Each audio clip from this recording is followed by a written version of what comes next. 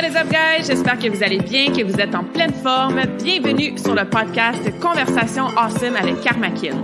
A place where we speak Franglish, say the word awesome a lot, mais surtout un endroit d'inspiration et d'éducation pour vous aider à optimiser votre santé globale from the inside out. Mon nom est Claudia, fondatrice de Karmakin, et ma mission avec ce podcast est de t'amener dans un monde de développement personnel, d'optimisation d'habitudes de vie et de découverte so you can unleash your potential and live the life you truly want and deserve. Merci d'être à l'écoute. You're awesome.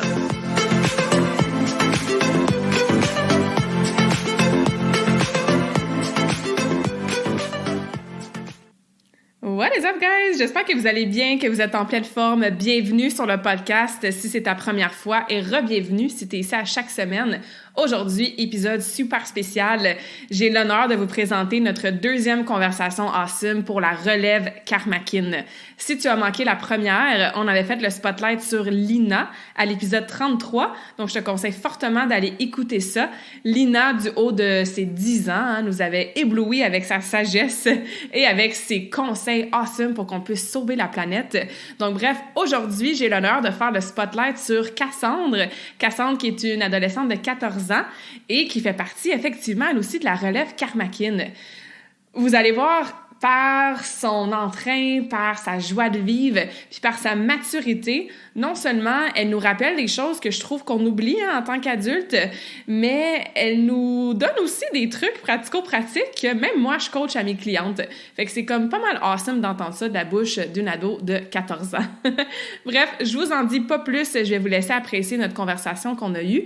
Et avant de vous diriger vers cette conversation-là, si vous connaissez ou vous avez des enfants, des adolescents, et vous pensez qu'ils seraient des candidates, entre guillemets, idéales pour la relève Karmakin, n'hésitez surtout pas à m'écrire.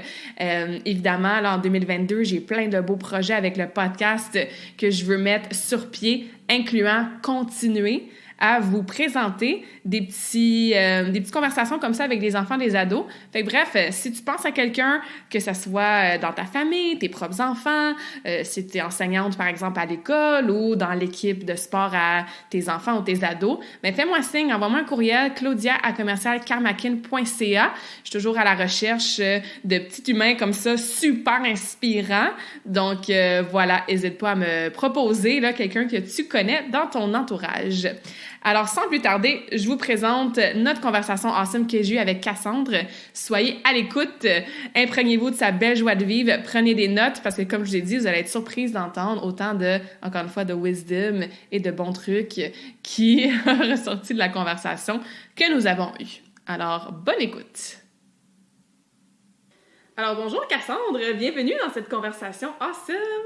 Allô! Je suis contente de t'avoir avec moi aujourd'hui. Jasais avec ta mère, tout ça, de mes petits épisodes spéciaux de la relève Karmakin. Puis on trouvait que tu étais vraiment une personne idéale pour venir nous jaser. Tu as déjà des super bonnes habitudes. Moi, je te connais du patin, on va en reparler tantôt. Donc, je trouve ça vraiment inspirant qu'à ton jeune âge, ben, tu puisses nous donner des bons petits trucs aujourd'hui. Donc, avant de commencer, tu as quel âge? Tu habites où? Tu es en quelle année? Je m'appelle Cassandre, oui. J'ai 14 ans, je vais à l'école Cité des Jeunes, puis je suis en secondaire 3, puis j'habite à Vaudreuil, un peu. C'est pas mal ça. Pas mal ça. Good! Puis comme je disais, moi, je te connais du patin, en fait. On va dire un petit bonjour à Marina, qui nous écoute sûrement. Marina, qui est ta coach. Puis, comme tu sais, ben moi, je coachais d'autres personnes pendant que toi, tu patinais. Puis, j'avais des adolescentes un petit peu plus vieilles que toi. Puis, souvent, avec Marina, on niaisait, on riait que, oh mon Dieu, mes ados, ils travaillaient pas même fort. Puis là, on disait, regardez Cassandre, elle travaille fort, elle est disciplinée, elle embarque sur la glace à l'heure, elle arrête pas, elle tombe, elle se relève. Donc, est-ce que tu as toujours été comme ça, à tes affaires, disciplinée, à l'heure? Pas toujours. Je pense qu'il y a toujours des hauts et des bas. Donc, des fois, c'est sûr que je me relève pas autant vite. Tu sais, j'attends, je me décourage un peu. Mais là, en ce moment, je suis pas mal dans un haut, donc ça va bien. C'est plus cet été, ça m'améliorait pas beaucoup. Mais là, j'ai une motivation plus, là. J'arrive à faire des doubles, je réussis. Puis là, les compétitions vont revenir bientôt. Fait que là, ça fait une autre motivation de plus que juste pratiquer. Là, ça va être pratiquer pour une compétition, donc ça va être plus excitant. Ouais, avoir un but spécifique, Ouais. c'est sûr que ça l'aide. Puis quand t'as ces moments-là que t'es un peu découragé, puis tu tombes, puis c'est difficile, c'est quoi les choses que tu te dis dans ta tête, soit dans le moment, pendant la pratique, ou mettons le lendemain quand tu vas repatiner, ou plus tard quand tu vas repatiner, puis t'es comme, OK, aujourd'hui ça va aller mieux, ou y a des choses spécifiques que... Ben, je pense que je me dis toujours, tout le monde passe là-dedans, ça va finir par remonter. Fais juste pas penser trop à la dernière pratique, juste penser en avant, OK, on efface la dernière pratique, on commence une nouvelle pratique, ça va aller mieux. C'est pas obligé d'être la même chose que la dernière pratique. Donc, juste penser à, OK, ça va être, c'est tout, on va commencer à pratiquer, ça va aller mieux. Donc, juste penser à l'avenir plus que décevoir un peu, là, mais down sur notre pratique avant. Ouais. Parce que ce qui est fait dans le passé, je veux dire, on peut pas le changer. Ouais, c'est ça. Fait Faut que, on penser peut... à avant. Exactement. On peut apprendre la leçon. On peut réfléchir à, bon, comment ça a moins bien été? Est-ce que j'étais plus fatiguée? Est-ce que j'étais de mauvaise humeur? Est-ce que je me suis fait mal à quelque part, tu sais? Mais après ça, comme tu dis, OK, on va de l'avant, puis on n'est pas obligé de répéter toujours la même chose. Fait que pas parce qu'il y a une pratique qui a mal été que la prochaine va mal aller. C'est la même chose pour ceux qui nous écoutent qui font peut-être pas du patinage artistique, mais c'est pas parce qu'il y a un entraînement que ça te tentait pas, puis que t'étais moins en forme, t'avais mal partout, que le prochain va être aussi pénible. T'sais, ouais, donc. Exactement. C'est pas le mois, ça va être un mois difficile. Non, c'est tout de suite, prochaine pratique, on se remet debout, puis go, go, go. Cool! Est-ce que tu fais d'autres sports ou d'autres passe-temps actifs, ou c'est surtout le patin qui... C'est surtout le patin, vraiment. Avant, je faisais de la balle molle. OK. Mais j'avais arrêté pour plus me concentrer sur le patin, puis j'aimais moins ça être sur un spotlight au baseball, mettons, quand t'es au batteur, tout ça. C'était plus, je trouve, stressant, tandis que le patin, tu sais, c'est toi, si ça va pas, c'est à cause de toi, tu sais, t'es pas l'équipe, à cause de toi, on a perdu, c'est plus toi-même, tu dois réfléchir sur tes choses, puis tu travailles sur toi pas mal. Tandis qu'une équipe, tu sais, t'as toute une équipe à travailler sur, puis le patin, j'aime ça que ça soit plus solo. OK. Pas mal juste le patin, oui, là, à part des petites activités à la maison, casse-tête, tricoter, dessiner et tout, là. Mais patin, tu sais, à part à l'école. L'école, on pratique beaucoup de sport, là. Un autre sport que j'aime beaucoup, c'est le volleyball. OK. J'ai failli en faire en parascolaire, mais avec le patin, ça en allait beaucoup trop, là. Parce que les parascolaires, je fais aussi du théâtre en parascolaire, fait que ça fait... Beaucoup d'activités. Beaucoup d'activités, sinon, là, si on rajoute un autre sport, là, ça va aller... Ouais. Puis ça, quand on a une passion aussi, puis qu'il y a des choses d'un sport, une activité qu'on aime plus qu'une autre, c'est bien correct de se concentrer là-dessus, tu sais. Ouais. Puis comme tu dis, ça fait beaucoup, puis on va en parler tantôt de comment tu organises bien ton temps là, avec tout ça. Mais c'est bien que tu aies été capable d'identifier, OK, ça me stresse. Le fait qu'au baseball, si je rate ma shot, ben c'est toute l'équipe un peu qui, entre guillemets, punie, mais en même temps, je dois travailler l'esprit d'équipe aussi, puis tu sais, c'est jamais la faute d'une seule personne. Fait que c'est quand même bien que tu as été capable de différencier ça, là, tu sais. Y a-t-il autre chose que t'aimes du patin, au-delà que c'est toute seule, tu travailles sur toi, puis... Ben, c'est sûr que j'aime beaucoup le fait que dans les compétitions, il faut que tu te maquilles, il faut que tu aies une belle robe, juste le petit côté artistique à la fin. Tu sais, je vois mon amie, elle qui court, elle dit « Ah, t'es chanceuse, t'as toute une belle robe, tout ça. Moi, je cours, puis j'ai des shorts, puis je suis toute en sueur et tout. » Donc ça, j'aime quand même ça, les compétitions vraiment du sport, là, ou les spectacles. Les spectacles, c'est vraiment les meilleurs. J'étais vraiment déçue quand la COVID est arrivée, puis ils ont annulé le spectacle. Ça, c'est tellement une belle expérience. Ça va pas arriver cette année, sûrement l'année prochaine, mais les spectacles, je pense que c'est le meilleur du patin, là. Après 2 ans, t'as tout pratiqué, t'as comme une petite word, là. Ouais, c'est clair. Comme tu dis, le patin, c'est un sport qui demande beaucoup de discipline, beaucoup de persévérance. On tombe, on s'enlève, on continue, on show up à chaque pratique. Beaucoup de force, c'est difficile. Mais il y a le côté aussi artistique, créatif, c'est ça, tu sais, les beaux cheveux, puis la belle robe, puis les spectacles avec les costumes. Donc, je pense que moi aussi, c'est une des choses que j'aimais beaucoup. C'est autant de la force que de l'élégance, puis du flow en même temps. Ouais, mais c'est ça, c'est quasiment, tu danses, fait que t'as tout le côté créatif, quand tu fais un solo, c'est le fun, puis après, quand tu as une pratique plus sur des sauts, c'est comme un autre sport quasiment, c'est comme 2 sports combinés ensemble, danse, puis patiner, sport et tout, là. Fait que, j'aime ça. Good. Puis, tu es assistante coach aussi. Ça fait combien de temps que tu aides à coacher les mini? Je pense que ça doit faire 5 ans, OK, je pense. quand même. J'avais commencé plus jeune, jeune. ouais. C'est ça, 8-9 ans. Puis j'aime beaucoup ça, voir les petits sourires quand ils réussissent ou c'est sûr quand ils tombent et ils pleurent, c'est moins agréable, mais quand des fois ils sont contents, je les vois, ah, tu sais, j'ai fait quelque chose dans la vie de quelqu'un, ça c'est vraiment le fun. Fait que juste tout voir ça, des fois je me vois dans eux aussi quand ils font un virage, ah c'est tout croche, ah je faisais ça aussi. C'est ça. Fait que cool. tout ça, je trouve ça beau de voir les enfants patiner puis devenir comme plus meilleur. fort, l'amélioration. Je trouve ça amusant. Est-ce que c'est quelque chose que tu veux faire plus tard, soit dans le patin ou ailleurs, travailler avec des enfants ou... Ouais, ben c'est sûr que dès que je vais avoir l'âge de devenir coach, j'aimerais bien faire ça.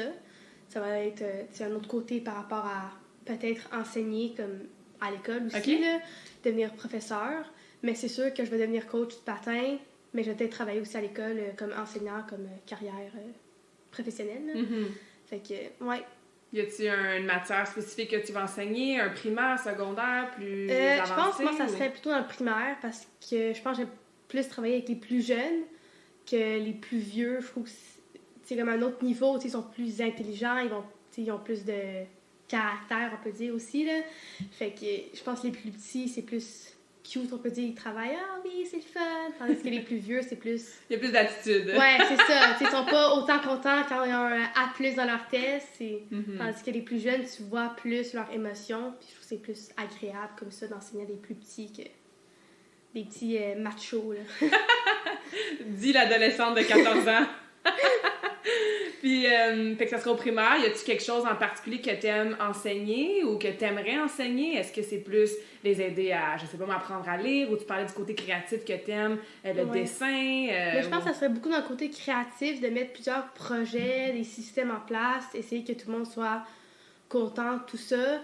C'est sûr qu'enseigner des maths ou du français, ça serait moins agréable, mais juste de trouver une façon créative de le faire pour que les enfants ils soient divertis et non en train de dormir sur leur bureau. De juste trouver, c'est ça, un système, une façon créative de tout mettre ça beau pour tout le monde, puis que tout le monde soit content de venir à l'école et non en train de pleurer pour entrer dans l'école. Ouais.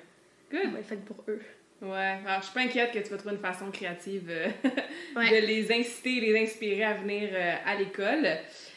On parlait de, organiser ton temps, parce que comme tu disais, tu es à l'école, tu fais du parascolaire en théâtre, et tu as le patin, tu es assistante coach aussi, fait que tu as un horaire quand même assez occupé, ce que j'admire toujours chez les jeunes, tu sais. Comment tu fais justement pour, rien oublier, 2, préparer tout ce que tu as besoin de préparer. Par exemple, je sais pas, moi, t'es parti ta journée, il faut que tu t'amènes des collations, il faut que tu t'amènes un lunch. C'est sûr que moi, qu'est-ce qui m'aide beaucoup, c'est de l'écrire. Je peux pas tout garder ça dans ma tête. C'est vraiment, là, j'ai un agenda, j'ai des listes, tout ce que je veux faire aujourd'hui, tout ce que je dois, tout ce que j'ai à faire, en fait. Puis c'est sûr que je trouve ça difficile, surtout, je pense, tous les jeunes, parce que, premièrement, t'es chez toi, mais c'est tes parents qui vont décider, puis après, c'est ton horaire un peu, on peut dire, là. Fait que tu peux pas décider, c'est pas ta maison. Fait que c'est sûr que t'as des règles à respecter chez toi. Donc ça t'enlève un peu, c'est pas une liberté, on peut dire ça comme ça. Mais sinon, moi, qu'est-ce qui m'aide vraiment, c'est de l'écrire, puis juste de penser en avance. Tu sais, mettons, faire ton lunch en avance, tes collations, et non le matin de rusher, parce que je pense que c'est à ces moments-là que quand t'es tout en train de rusher, tu oublies tout ce que tu dois faire, tu t'as apporté. Tu sais, Loïc, je disais tantôt, mon petit frère, le matin, il fait tout, puis à l'école, il vient me voir, j'ai oublié mes lunettes, j'ai oublié ma médication. C'est dans ces temps-là qu'il faut planifier à l'avance. Je pense que c'est le plus gros truc à donner, là. Planifier. Ouais, on va le répéter, planifier. C'est quelque chose que je dis toujours à mes clientes. Je sais qu'il y en a plusieurs qui nous écoutent sur le podcast, donc prenez note. Cassandre aussi le répète. Parce que comme tu dis, il peut y avoir des imprévus dans la journée. Exemple, tu avais prévu faire ton lunch le matin, mais tu t'es réveillé en retard. Là, t'as pas le temps de faire ton lunch ou tu prends quelque chose on the go, entre guillemets, c'est peut-être pas l'option la plus santé, ou t'oublies, t'arrives chez toi ou t'arrives plutôt à l'école ou à ton sport, t'es comme là j'ai faim puis j'ai rien amené parce que il est arrivé un imprévu puis j'avais pas planifié d'avance, tu sais. Fait que je pense qu'anticiper, puis en regardant ton agenda ou en regardant ton horaire de la journée, faire comme OK, qu'est-ce que j'ai à faire puis qu'est-ce que j'ai besoin pour faire ces choses-là. Comme tu dis, je pense que c'est la meilleure façon de, rien oublier, mais d'enlever du stress aussi, là, parce que si tu passes la journée puis t'es comme, faut que j'aille mon sac de patin, faut que je fasse mon lunch, faut que je fasse ci, faut que je fasse ça, j'ai oublié un devoir ou tel truc, ben ça peut être rapidement stressant, là. Ouais, mais c'est ça. Moi, j'essaie vraiment de, tu sais, toutes mes journées, avoir le moins de stress possible, parce que sinon, c'est trop. Fait que juste planifier, même, tu sais, OK, peut-être que ça va peut-être arriver ça, j'aurai peut-être un petit imprévu, mettre du temps pour ça, peut-être, sinon je vais juste relaxer. Donc, juste pas stresser trop là-dessus, il faut vraiment penser à l'avance. Pas être trop nerveux la journée même, là. Ça marchera pas. Non, ça marchera pas. Puis tu sais, la vie est courte, puis la vie est belle, donc ça sert à rien de vivre jour après jour dans le stress, puis là, on est fâché après nous parce qu'on oublie quelque chose, tu sais. Donc, planifier, anticiper, puis mettre sur papier, ça aussi, là, tu l'as dit, toi, t'as un agenda. Il y a des gens qui, bon, ils vont avoir un agenda sur leur ordinateur, sur leur téléphone, papier, crayon, fait qu'il y a différentes façons d'écrire, mais je pense que, ouais, comme tu dis, de se sortir de la tête, puis comme ça, c'est écrit, on l'oublie pas, on peut le souligner, on peut le cocher quand c'est fait. Je sais pas si toi, t'as un système spécifique dans ton agenda. Ouais, ben c'est sûr que moi, c'est juste, tu sais, j'ai une page pour chaque journée, fait que je me fais toujours une liste de tout ce que je veux faire. Après, OK, ben, tant de temps pour faire ça, tant de temps pour faire ça, là. OK, mon patin, mais j'écris ça à quelle heure, ou tu sais, un devoir qu'il faut vraiment que je fasse pour demain. Tu sais, parce que sinon, si je dis dans ma tête, je vais le faire, il va être 9h30, j'aurai pas commencé, donc ça... Ouais. Après, là, je vais rusher, j'aurai pas assez de sommeil, je vais être fatiguée le lendemain, puis ça va faire tout un cercle, là. Je serai fatiguée, parce que j'ai pas commencé assez tôt une journée, donc toute la semaine après, ça déboule quand t'as mal planifié quelque chose, puis là... Ouais. Ah ouais, c'est tellement important ce que tu dis parce qu'on voit ça souvent, tu sais, puis dans les deux sens. Autant un cercle qu'on peut dire peut-être positif, exemple, OK, j'ai planifié le dimanche ma semaine, j'ai tout fait mes listes, j'ai préparé mes trucs, regardons ça, tout se passe bien, j'ai du temps, je peux relaxer, je peux faire des choses que j'aime, je peux me coucher plus tôt, je dors mieux, j'ai plus d'énergie, je peux m'entraîner, etc. Mais dans l'autre sens, comme tu dis, puis là, toute la semaine, on dirait que tu cours après ta queue, puis ça fait un effet boule de neige que tu essaies de rattraper ton temps. Mais comme tu dis, en plus, tu as la fatigue qui aide pas, parce qu'on sait qu'on est fatigué, on n'est pas très, très productif, optimal. Moi, je pense toujours que quand il y a quelque chose qui va pas, ça va toujours tomber sur ton sommeil, parce que tu vas rester un peu plus tard pour terminer tout ça. Mais là, à chaque fois, ton sommeil, il se réduit, fait que tu es plus fatigué, fait que ça prend plus de temps à faire un devoir. Puis là, tu vas être un autre encore fatigué pour la semaine, fait que ça va toujours... Moi, ça m'arrive tout le temps, là. Je fais quelque chose de mal, ça va toujours tomber sur réduire mon sommeil, et non, OK, on va essayer de pas faire ça, c'est pas super important, non, c'est mon sommeil qui va toujours tomber dans l'eau. Ouais, qui va avoir la conséquence négative du manque de planification. Je pense qu'il y a bien des gens que c'est comme ça, ou justement parce qu'ils sont tellement stressés toute la journée qu'ils courent après leurs tâches, qu'ils n'arrivent pas à reprendre le dessus.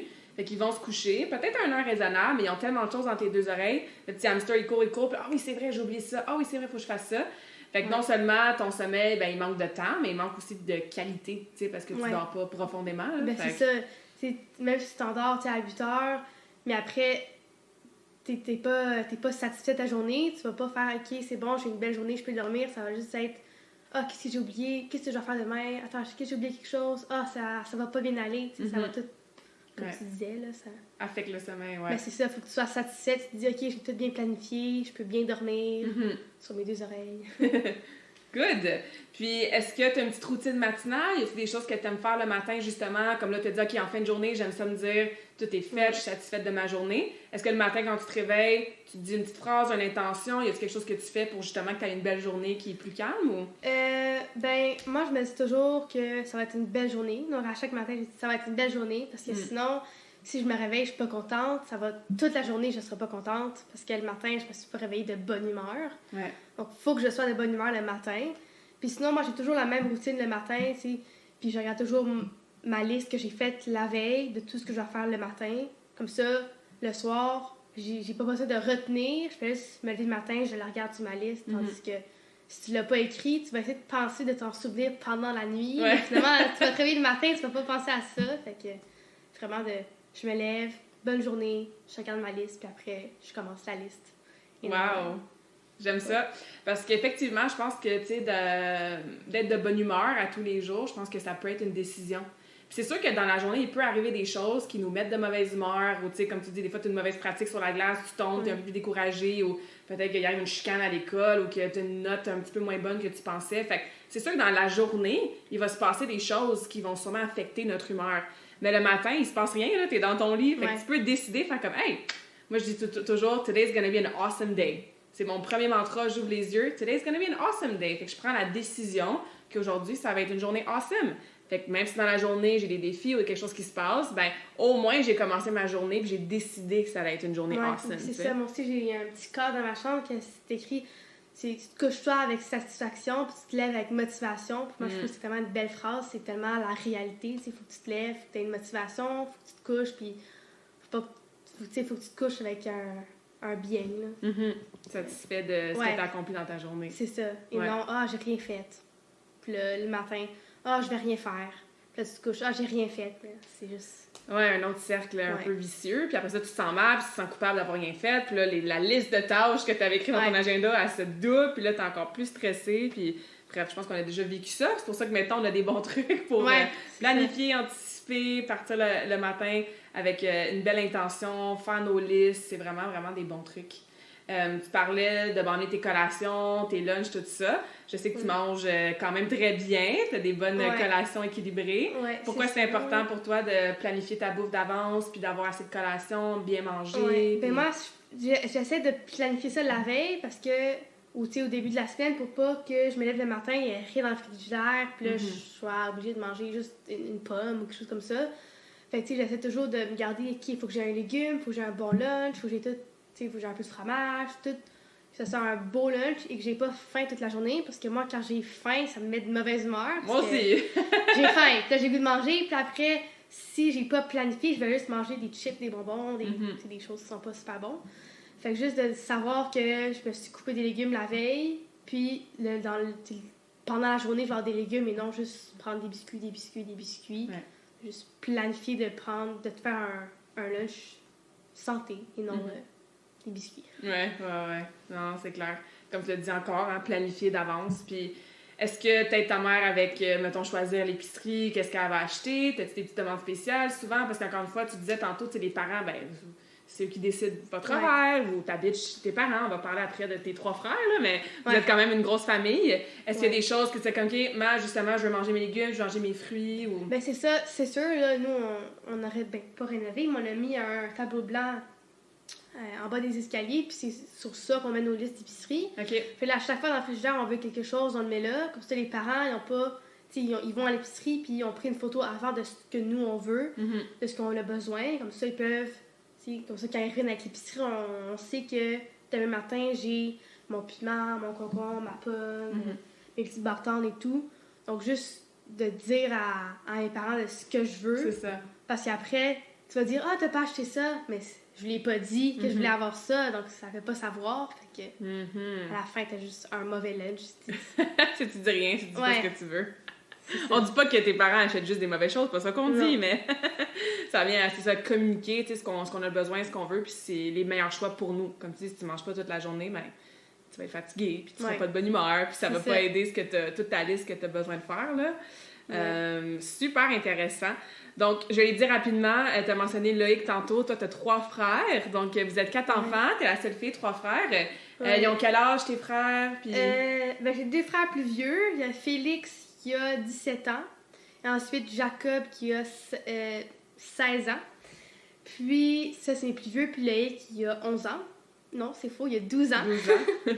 Puis ils sont tous au secondaire, puis Félix au cégep. Puis c'est sûr, c'est quand même difficile, parce que des fois, ils n'ont pas les mêmes valeurs, on peut dire, que moi. Ou tu sais, moi, mettons, il y a une salle, une chambre que je veux, le salon. OK, on va le mettre comme ça, avec des coussins, tout ça, mais entre frères et sœurs, ça s'obstine tout le temps. Donc c'est sûr que tout ce qu'on veut, c'est pas ce qu'ils veulent, c'est que ça se bataille. Mais je suis quand même contente d'être pas enfant unique parce que sinon je m'ennuierais. Ouais, il y a toujours de l'action, j'imagine, dans votre maison. Ouais, c'est ça, toujours. Il n'y a pas un moment où c'est calme. Il y a toujours au pire Loïc qui est hyper actif, qui va jaser tout seul dans son coin. Mais c'est sûr qu'il y a toujours de l'action dans la maison. Donc j'aime quand même mieux ça que peut-être rien faire, pas avoir de frères pour jouer. Là, parce que même que des fois, je le souhaite, mais... Ouais. Quand je pense vraiment, c'est mieux d'avoir 3 frères que tout seul. Mais... C'est quoi le genre d'activité que tu aimes faire avec tes frères? Je pense que c'est des jeux de société. OK. C'est ça, je pense, l'avantage d'être 6, parce que t'es 2, t'as pas tant de choix de jeux de société. à faire, tandis que quand t'es 6, on a toute une armoire avec des jeux. Puis à 6, je pense que c'est plus amusant, même si la chicane pogne un peu plus vite, là. c'est quand même plus amusant de plein de conversations en même temps. Puis c'est des plus gros jeux, un peu plus compliqués, mais à la fin, quand tu joues beaucoup, ça devient plus fun. C'est qu'un petit jeu facile à 2, je dirais. Fait que je pense que cette activité-là, c'est quand même bien. Ou juste le fait qu'on soit 6, ça fait, on peut faire des équipes aussi quand on fait des sports. On joue au hockey, au soccer dehors. On fait 3-3. Des fois, quand je vois des familles de 5, là, il faut qu'ils invitent un ami pour qu'ils viennent. ça fait parce que... Mais 6, c'est quand même un beau chiffre. Ouais, comme tu dis, ça fait de l'action. Puis, tu sais, je pense que ça t'apprend aussi des choses qui vont te servir peut-être même à l'école déjà avec tes amis, mais aussi plus tard. Tu sais, par exemple, justement, la résolution de conflits, ou quand toi, tu veux X, puis là, t'as un frère qui veut Y, OK, comment on va s'entendre? Comment on va négocier? Puis bon, OK, des fois, le ton, il lève, ou des fois, il y en a un qui est vraiment pas content, mais tu sais, j'imagine que des fois, vous avez un petit terrain d'entente, où vous faites des compromis. Ouais, t'as comme pas le choix quand t'es sur le même toit, là, tu sais. C'est sûr que ça nous apprend déjà, tu sais, quand on va avoir un travail, on va être des collègues, ça sera pas toujours la vie est belle, puis on s'entend sur tout. Ou, tu sais, des fois, je dis à des amis qui ont aussi des frères, ah, je te comprends, on vit pas mal tout ça, quand on a des frères et tout. Donc, je pense qu'on peut juste prendre ce qu'on a, des chicanes qu'on règle, pour prendre ça plus tard dans la vie, avec des collègues, qu'on règle des choses de la même façon, on peut dire. Ouais. Mais c'est le fun d'avoir des frères, même si des fois, la chicane est là pas mal vite. Ça va bien. Ouais, je pense que c'est normal aussi. Ouais. Good! On a parlé de, bon, que t'aimerais enseigner plus tard, être coach de patin aussi. Est-ce que tu as un autre grand rêve qui a peut-être pas rapport avec ce que tu veux faire plus tard, mais y a-tu des rêves que t'aimerais réaliser, même si c'est des rêves vraiment fous, là, genre aller dans l'espace ou... Non, je pense que mon rêve, ça serait vraiment fou, ça serait de faire du cinéma. OK. Donc, soit metteur en scène, soit actrice, soit travailler dans la réalisation. Parce que tout ça, je trouve ça... J'adore ça, regarder des films. Ou, tu sais, moi, quand je regarde un film épeurant, je me pense... Tu sais, j'ai toujours le feeling de... Je serais dans le personnage, mais moi, je ne regarderais pas... Tu sais, mettons le décor, je regarderais les metteurs en scène. Okay. Tu sais, je pense toujours à... OK, les caméras, ils seraient placées où, tu sais? Fait que ça m'inspire beaucoup. De ça que je fais du théâtre. Avec, dans l'école, je suis dans une concentration art dramatique. Donc, j'aime beaucoup ça. Aussi que je fais une pièce cette année qui va être La Guerre des Tucs. OK. Fait que ça va être vraiment intéressant à faire ça. Fait que ça, je pense, c'est pas mal un autre côté, à part le sport, le côté théâtre qui m'inspire beaucoup, qui me motive aussi beaucoup à travailler sur ça. Même si des fois, ça prend un peu trop de mon temps. Et non, et ce temps-là, ça pourrait être un peu plus de lit, de sommeil. On revient à notre fameux sommeil. Ouais. Je pense que c'est mon plus grand défi de plus dormir, de prendre du temps pour plus dormir et non penser, regarder des films et... Ouais, c'est ça. Regarder, je préfère ça. Non, faut que je dorme. Ouais, mais ça me tente vraiment beaucoup. Puis là, finalement, j'ai moins de sommeil que je voudrais. Ouais. Puis le matin, c'est un peu plus fatigué, mais... Faut vivre avec ça. Ouais. Ah non, c'est cool. Je savais pas que t'aimais autant ça, ce côté-là. Au-delà de regarder, justement, OK, où est-ce que la caméra, elle serait, tout ça. Qu'est-ce que t'aimes le plus dans toi faire du théâtre? Tu sais, prendre un personnage, puis... je pense que c'est ça. Comme tu as dit, prendre un personnage, je pense que c'est juste...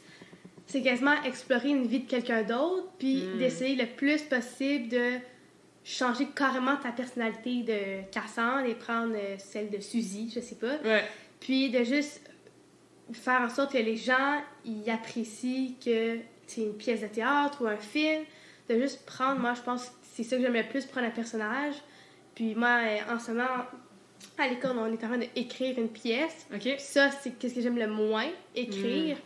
Parce que je trouve ça long. Puis quand tu fais une pièce assez longue aussi, ça prend du temps. Puis moi, je trouve ça trop long, puis je m'ennuie à la fin. Tandis qu'un personnage, quand tu pratiques une pièce, c'est plus divertissant que écrire.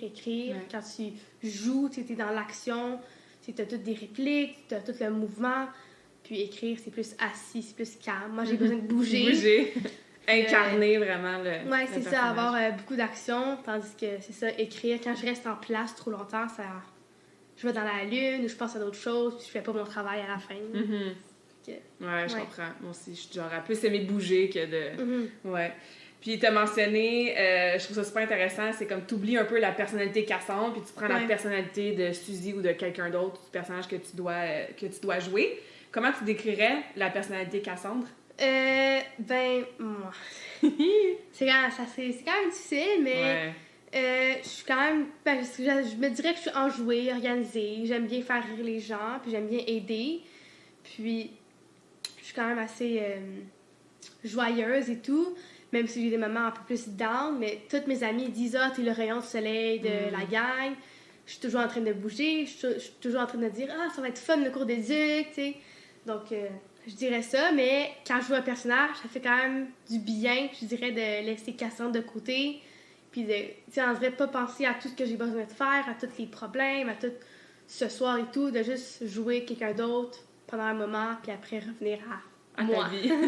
ouais. C'est comme un genre d'alter ego, tu sais, si tu prends une autre personnalité de quelqu'un, puis c'est ça, tu oublies complètement. Tu prends un break, dans le fond, de ta vie, tu sais, pour prendre les problèmes puis la personnalité de quelqu'un d'autre. C'est comme un shape-shifting qu'on dit en anglais, là, ou un alter ego. Je pense que c'est ça que j'aime beaucoup aussi, tu sais, de juste prendre une pause, puis après, on dirait que c'est comme... Ah, bon, moi, tu sais, j'aime bien ça, passer d'une vie à l'autre, on peut dire. Cool! Ben, génial! Est-ce qu'il y avait autre chose que tu voulais nous partager aujourd'hui en lien avec n'importe quoi qu'on a peut-être jasé ou pas jasé?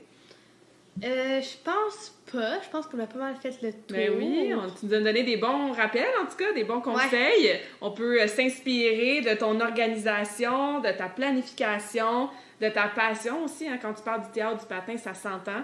Je pense que même quand on devient adulte, des fois, on oublie de prioriser dans notre horaire les choses qu'on aime vraiment. Fait qu'il y a toutes sortes de façons de bouger, il y a toutes sortes de façons d'avoir des loisirs différents. Tu as parlé des jeux de société, tu as parlé de plein de choses. Et je pense que ça, c'est des bons rappels. Ça.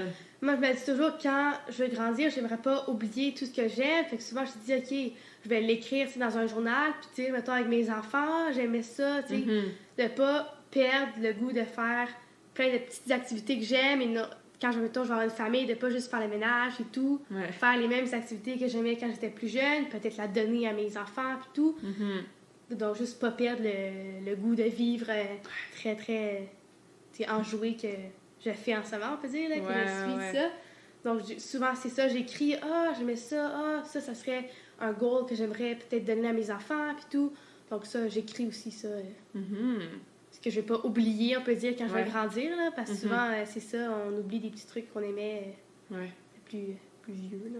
Oui, parce que c'est ça, on commence à travailler. Comme tu dis, on a des enfants, il y a les tâches ménagères, la vie va tellement vite qu'à un moment donné, tu fais comme, mon Dieu, je suis rendue à 40 ans, puis c'est quand la dernière fois j'ai fait quelque chose que j'aimais pour moi. Tu sais, pas parce que je me disais, je suis obligée de faire ça.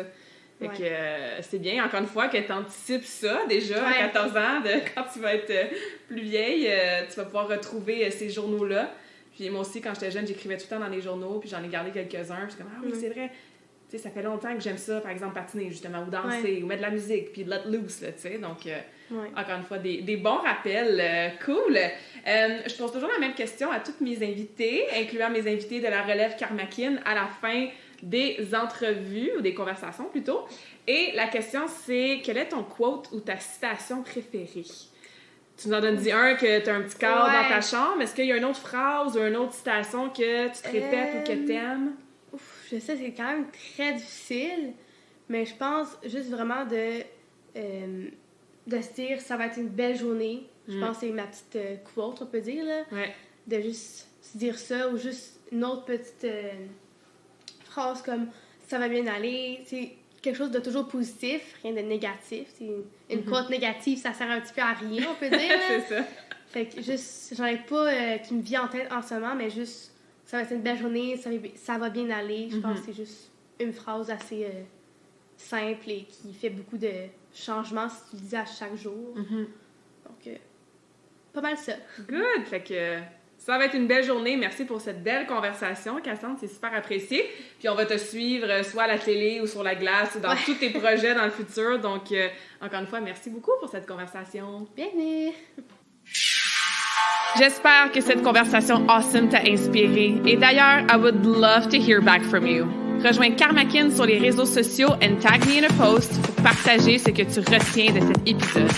Je serais vraiment grateful aussi si tu pouvais me laisser un rating and review pour le podcast. Ça me permet d'avoir un impact positif sur plus de gens comme toi. Merci beaucoup d'avoir été à l'écoute. And until next time, je te souhaite une journée awesome.